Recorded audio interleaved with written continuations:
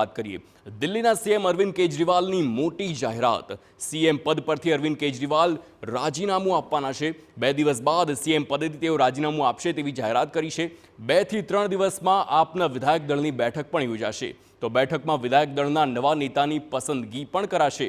તો જનતા નક્કી કરે હું ઈમાનદાર છું કે ગુનેગાર છું। આ પ્રકારનું ઇમોશનલ કાર્ડ હાલ કેજરીવાલે રમ્યું છે।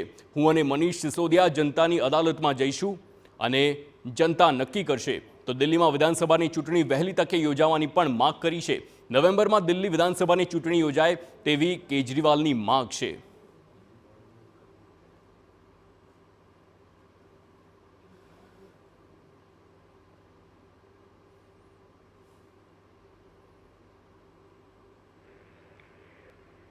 दो दिन के बाद, आज से 2 दिन के बाद मैं सीएम की कुर्सी से इस्तीफा देने जा रहा हूं।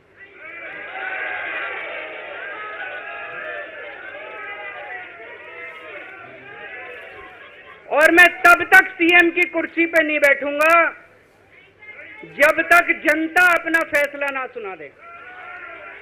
मैं जनता के बीच में जाऊंगा, गली गली में जाऊंगा, घर घर में जाऊंगा, और जब तक जनता अपना फैसला ना सुना दे कि केजरीवाल ईमानदार है, तब तक मैं सीएम की कुर्सी के ऊपर नहीं बैठूंगा।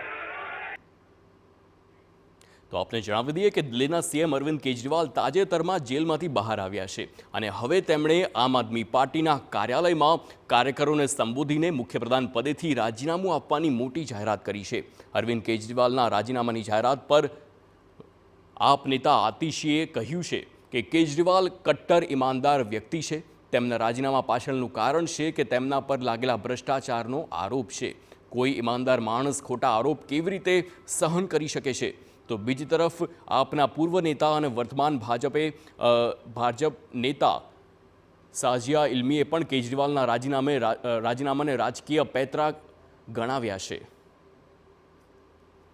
अरविंद केजरीवाल जी वो आदमी है जिन्होंने जीरो से एक पॉलिटिकल पार्टी को खड़ा किया, भ्रष्टाचार के विरोध में खड़ा किया, और जब एक नई नवेली पार्टी चुनाव जीती और वो दिल्ली के मुख्यमंत्री बने, उन्होंने मुख्यमंत्री पद से सिर्फ इसलिए इस्तीफा दे दिया क्योंकि वो भ्रष्टाचार के खिलाफ कानून नहीं ला पाए जो वादा करके आए थे वो दिल्ली के लोगों का।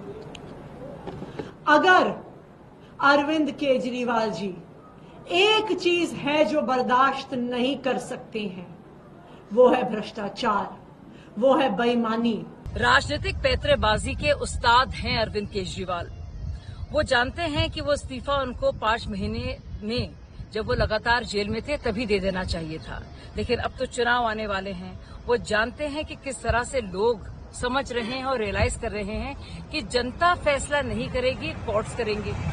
जो उनको बेल भी मिली है वो केस के आधार पर, उसके मेरिट्स पर नहीं मिली है। उनको बेल पर्सनल लिबर्टी आर्टिकल 21 के तहत मिली है, यानी कि ट्रायल अभी होना है।